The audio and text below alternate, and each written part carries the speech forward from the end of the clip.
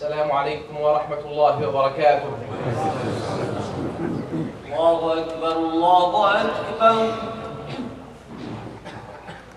الله أكبر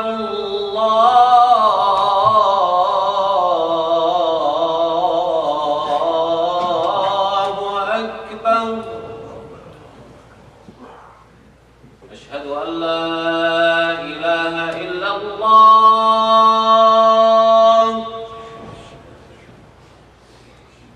أشهد أن لا إله إلا الله. أشهد أن محمدا رسول الله.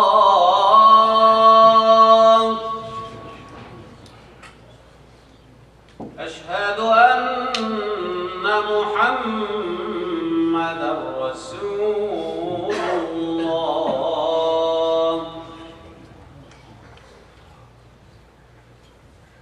حي على الصلاة.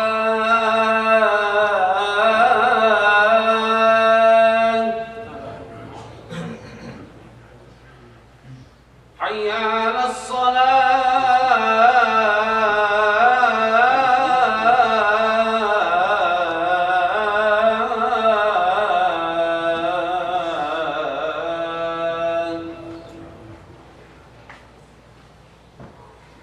حي على الفلاح.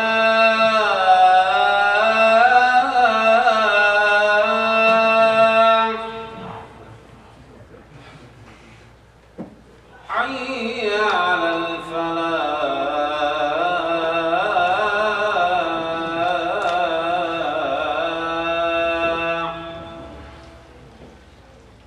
الله أكبر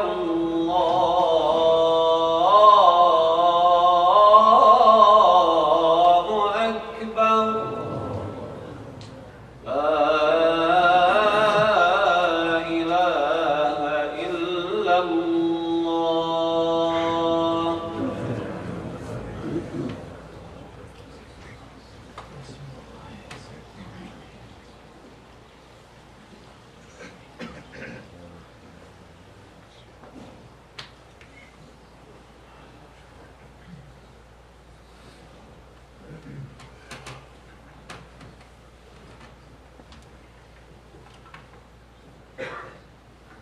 إن الحمد لله أحمده وأستعينه وأستغفره وأستهديه وأعوذ بالله تعالى من شرور أنفسنا ومن سيئات أعمالنا.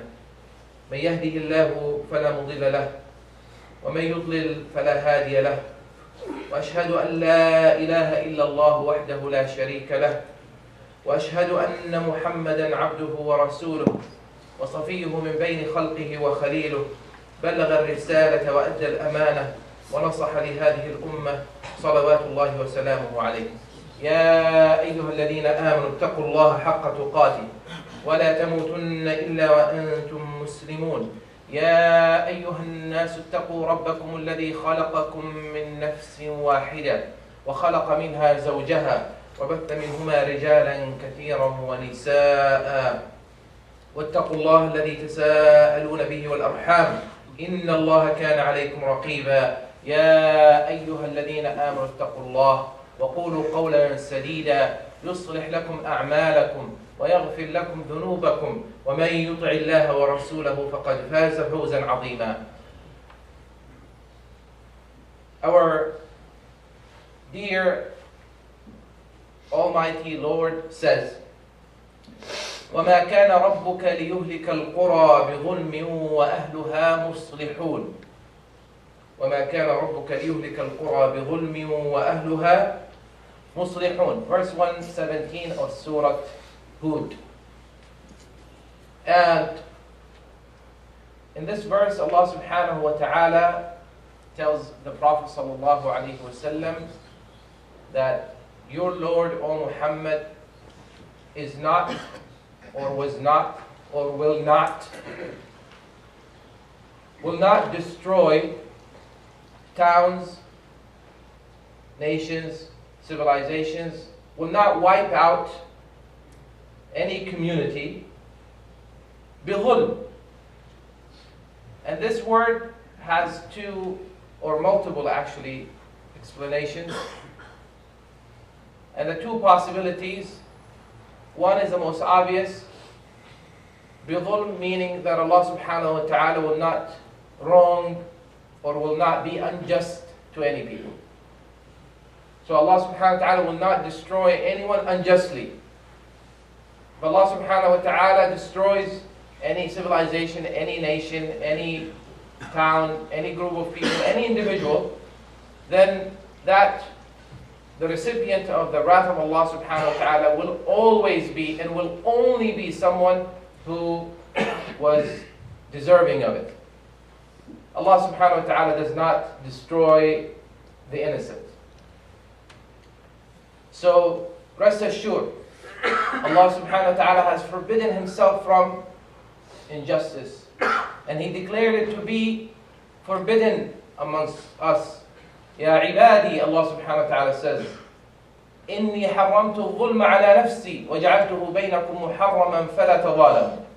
So I declared it to be forbidden upon myself, and it is forbidden amongst you, so wrong not one another. Don't be unjust, don't be unfair to one another. So we can be certain and confident that Allah subhanahu wa ta'ala will never wrong anyone, subhanahu wa ta'ala. وَهُوَ الْغَنِي, he doesn't need to. Not only that, but Allah subhanahu wa ta'ala says, مَا يَفْعَلُ اللَّهُ بِعَذَابِكُمْ إِن شَكَرْتُمْ وَآمَنْتُمْ. What would Allah subhanahu wa ta'ala benefit from punishing you? What would Allah subhanahu wa ta'ala benefit from punishing you or destroying you? Nothing. So Allah subhanahu wa ta'ala will only punish someone or destroy someone who was worthy of it. Now, the other explanation of this, and it seems to be the one that is intended, Wallahu ta'ala a'lam, Allah subhanahu wa ta'ala knows best. The meaning here actually is, if we look into the Quran, the word dhulm, one of the meanings, one of the primary meanings of the word dhulm is shirk or kufr. Shirk means to set partners or associate gods with Allah subhanahu wa ta'ala, other deities. To claim that Allah subhanahu wa ta'ala has other forces or individuals or entities that share sovereignty, share control, share authority, deserve to be worshipped beside him, that kind of belief or claim or practice is shirk. Or kufr, which means to deny or reject Allah subhanahu wa ta'ala, deny the truth. Allah subhanahu wa ta'ala in the Quran says, الَّذِينَ آمَنُوا وَلَمْ يَلْبِسُوا إِيمَانَهُمْ بِظُلْمٍ أُولَٰئِكَ لَهُمُ الْأَمْنُ وَهُمْ مُهْتَدُونَ, in Surah Al-An'am. Those who do not mix their belief with wrongdoing or dhulm. When this verse was revealed, the companions came and they said, O Messenger of Allah, we cannot. وَأَيُّنَا لَمْ يَلْبِسْ إِيمَانَهُ بِظُلْمٍ. None of us, is safe. In the apparent meaning of this verse is that only those who do not do anything wrong, they don't wrong anyone. If dhulm here means wronging someone, only those deserve safety, and only those have assurance from Allah subhanahu wa ta'ala. So the companions were terrified by this verse. They came rushing to the Prophet. They said, we all have done things wrong. We have wronged one another, wronged ourselves, so we're not safe. The Prophet said, no, this is not what dhulm means here. Have you not heard what Luqman, in Surah Luqman, what Luqman said to his son? إِنَّ الشِّرْكَ لَظُلْمٌ عَظِيمٌ. That shirk, associating partners with Allah subhanahu wa ta'ala, is manifest dhulm, is the greatest form of dhulm.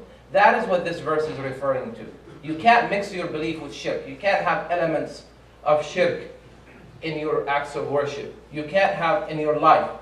You can't dedicate anything that should be only dedicated to Allah subhanahu wa ta'ala to other than Allah. You can't worship anyone but Allah subhanahu wa ta'ala. You mix any of it with your deeds, then this verse applies. So the companions were relieved, and they were happy, and they were excited, because they know they were the furthest people from associating partners with Allah subhanahu wa ta'ala. They were the furthest people from paganism. They abandoned paganism, got out of it when they experienced and saw the light of Tawheed and Islam. Therefore they submitted to Allah subhanahu wa ta'ala fully. Right? So the Prophet ﷺ here tells us that one of the meanings, or the primary meaning of the word dhulm in the Quran is what? The greatest form of dhulm, which is shirk or kufr. So therefore this verse 117 from Surah Hud, when Allah subhanahu wa ta'ala says to the Prophet, وَمَا كَانَ رَبُّكَ لِيُهْلِكَ الْقُرَى بِظُلْمٍ وَأَهْلُهَا مُصْلِحُونَ. Allah subhanahu wa ta'ala will not destroy a nation or a town or a people بِظُلْمٍ, simply for their kufr or for their shirk. The scholar said that kufr and shirk, as bad as it is in this life, it will not be the cause of a community or a civilization or a society or a country to be destroyed or wiped out by Allah subhanahu wa ta'ala. So long, وَأَهْلُهَا مُصْلِحُونَ, as long as the people of that town, the people of that society, continue to try to fix things and fight corruption and stand against injustice, as long as they continue to do that, as long as they continue to advocate for what is right and speak against what is wrong, especially dhulm, especially wrongdoing, Allah subhanahu wa ta'ala will not destroy them. And the scholar said, Qurtubi and others said, and this shows us that sins or violations, the types of violations that people commit against one another, the exploitation of the weak, wronging women, looking down or taking advantage of minorities, anything that leads any group of people or any individual or any family or any clan to wrong any other part of that community or society, if that becomes rampant, if that becomes prevalent, if that becomes widespread and nobody is speaking against it and nobody is fixing it and nobody is doing anything about it, and even the good people who are not engaged in these kind of actions, they're hopeless, they're helpless, and they say there's nothing we can do about it, and they give up. When these people cannot do anything, or they decide not to do anything, and nobody is changing anything, and nobody is speaking against anything, guess what? That's when divine intervention takes place. And that's when the forces, when Allah subhanahu wa ta'ala manifests His ultimate power subhanahu wa ta'ala. And when that comes, then it leaves no one behind. And this is what the Quran is warning us from. So when we look at what caused civilizations or nations to perish, Allah subhanahu wa ta'ala in the Quran calls us, and Allah subhanahu wa ta'ala tells His Prophet and His companions, and tells us, look, study, read, reflect, research. Go back in history and see what happened. Allah subhanahu wa ta'ala says, أَلَمْ تَرَ كَيْفَ فَعَلَ رَبُّكَ بِعَادٍ. Have you not seen what your Lord has done to Ad? The people of Ad, one of the mightiest civilizations that ever existed on the face of this planet. For those of us who brag about a few hundred years or a few thousand years of power or history, means nothing. It means nothing in the eyes of Allah subhanahu wa ta'ala. And the question that you should ask yourself, or we should ask ourselves, is what happened to those ancestors that we find pride in? And we say we are the descendants or the children of such and such and such and such. Where are they? Where are their armies? Where is their technology? What happened to them? They left behind great signs of their might and their power. They left everything that they built behind. They left all of their wealth, possessions, everything behind. But they were gone. Allah subhanahu wa ta'ala wiped them out. What happened to them? They're not in charge anymore. their descendants are not in charge anymore, what happened? We have to ask ourselves. Allah subhanahu wa ta'ala tells us in the Quran that of the causes of, for nations or communities to be destroyed is وَإِذَا أَرَدْنَا أَن نُهْلِكَ قَرْيَةً أَمَرْنَا مُتْرَفِيهَا فَفَسَقُوا فِيهَا فَحَقَّ عَلَيْهَا الْقَوْلُ فَدَمَّرْنَاهَا تَدْمِيرًا. وفي رواية وفي قراءة أمرنا مترفيها.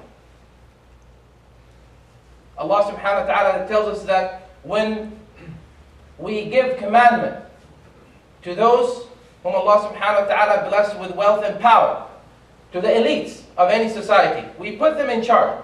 And automatically, the elites of any society are in charge. Or if you're in charge in any community or society or country, you'll automatically become the elite. So that's given. Allah subhanahu wa ta'ala says, we give our commandment to the elites. But what do? They believe that they're above the law.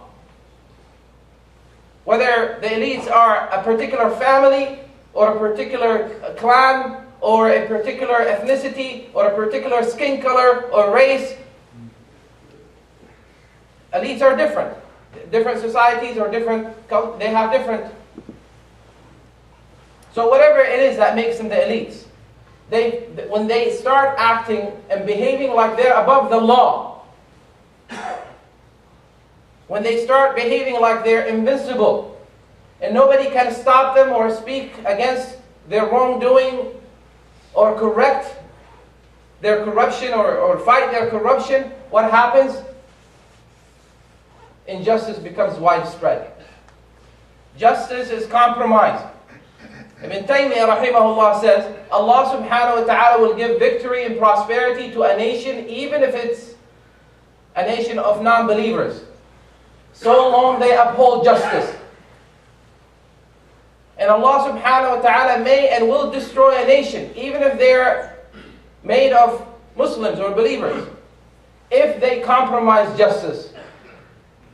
The Prophet sallallahu alaihi wasallam said to his companions, remember, when someone came to the Prophet sallallahu alaihi wasallam and wanted to intercede or intervene with a criminal case involving a woman from a very respectable clan from Quraysh, Bani Makhzum. Bani Makhzum, for those who don't know, they were the tribe or the clan. They were the clan of Abu Jahl, people like Abu Jahl, Khalid ibn al-Walid, and his father, Walid ibn al-Mughira. These were the elites of Quraysh. Untouchable. A female member of that clan committed a crime for which she was going to be punished. And they went to one of the companions of the Prophet ﷺ, who was very, very close to the Prophet ﷺ, Usama bin Zayd, the son of Zayd ibn Haritha, who used to be at some point the Prophet ﷺ's adopted son, before adoption was outlawed. So they went to Usama and they said, nobody can speak to the Prophet ﷺ about this case except you. We're asking for clemency, pardon, reduce the punishment. Let her we'll do anything. We can't have one of our own receive a punishment like this. And when Usama went to the Prophet ﷺ, the Prophet was furious. And he made that very famous declaration of his. He says, أفي حد من حدود الله تشفع يا أسامة والله لو أن فاطمة بنت محمد سرقت. وفي رواية لو أن والذي نفسي بيده. The Prophet ﷺ swears by Allah subhanahu wa ta'ala that if Fatima, the daughter of Muhammad, he doesn't even say Fatima, my daughter, he said, if Fatima, the daughter of Muhammad, was to have committed that same offense, she will be punished. She will not be spared. And then the Prophet ﷺ made a very clear point and reminded his companions and everyone. He said, إِنَّمَا أَهْلَكَ مَنْ كَانَ قَبْلَكُمْ. Know that what caused those who were before you to be destroyed by Allah subhanahu wa ta'ala is the fact that أنهم إذا سرق فيهم الشريف تركوه وإذا سرق فيهم الضعيف أقاموا عليه الحد. The issue with those who were before you was that when someone from the elites, when someone from those who are famous and rich, or someone from that belongs to a particular family or a particular clan or a particular social class, when anyone commits an offense, they will let them off the hook. They will not punish them. They're above the law. However, when anyone from the masses, from the lay people, from the riffraff, when anyone from that does not belong to any of these classes, any of these castes, commits an offense, then that person is brought to justice, and that person, it's not even justice anymore. Selective justice is not justice anymore. أقاموا عليه الحد. The Prophet said this is exactly what destroyed them. So this is one of the reasons why Allah subhanahu wa ta'ala destroys a nation or a civilization. When this becomes widespread, when justice becomes a matter, selective, we'll only do it when it's convenient. The other reason why Allah subhanahu wa ta'ala would destroy someone, and by the way, sometimes the destruction can be partial. It doesn't have to be the entire civilization or society. And sometimes it's partial, and sometimes it's also partial and gradual. Gradual destruction. Sometimes people think that some aliens are going to come and just, take over or destroy or hijack. No, not necessarily. It could be from within. As a matter of fact, one of the worst forms of destruction is self-destruction. From within. When a community or a society or a system or a regime starts imploding. Next thing you know, it collapses.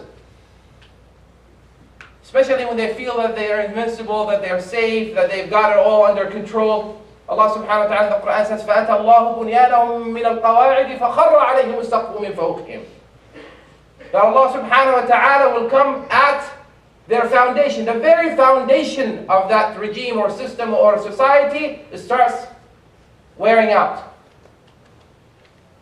Starts getting corrupted. And then what happens?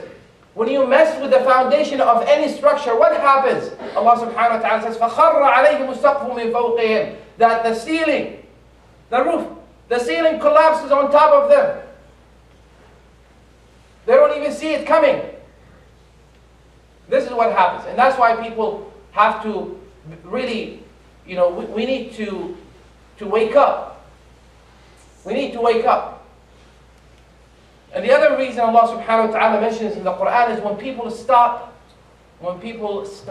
speaking against corruption, or when they stop fixing things, when they stop rectifying matters. When people have solutions, stop providing solutions. Or even worse is when they stop caring. And all they care about is their own personal safety and their own worldly prosperity and happiness. Whatever it is, brothers and sisters, that sometimes shaitan comes and deceives us with the illusion of saving or preserving, whether it is our own safety or our own wealth or prosperity or status or whatever it is that we're trying to save, right? People say, well, I can't do that, I can't risk everything that I worked so hard for. You don't know what happens is that when everything around you falls apart and you think by being silent, right, you're going to be safe. This is one of the most foolish things that we as human beings do. Because the fire is going to get to you. It's going to come to you. And if it's not you, then your children are going to suffer the consequences of your silence, of your inaction, of your passivity, of your apathy. And that's why Allah subhanahu wa ta'ala calls upon us. Allah subhanahu wa ta'ala calls us, especially as Muslims. Allah subhanahu wa ta'ala says, كُنْتُمْ خَيْرَ أُمَّةٍ أُخْرِجَتْ لِلنَّاسِ. You need to be in the forefront, because Allah subhanahu wa ta'ala says, we brought you out for mankind. Humanity needs you. You can't just be like everybody else. You can't try to fit in and be like everybody else. You can't. You're not supposed to be. You're supposed to lead. You're supposed to be a better example. You're supposed to outdo other people. You're supposed to be, better in every sense. So as Muslims, we're required to do our best to call ourselves, commit ourselves to the truth and to justice and to what is right. But it doesn't stop there.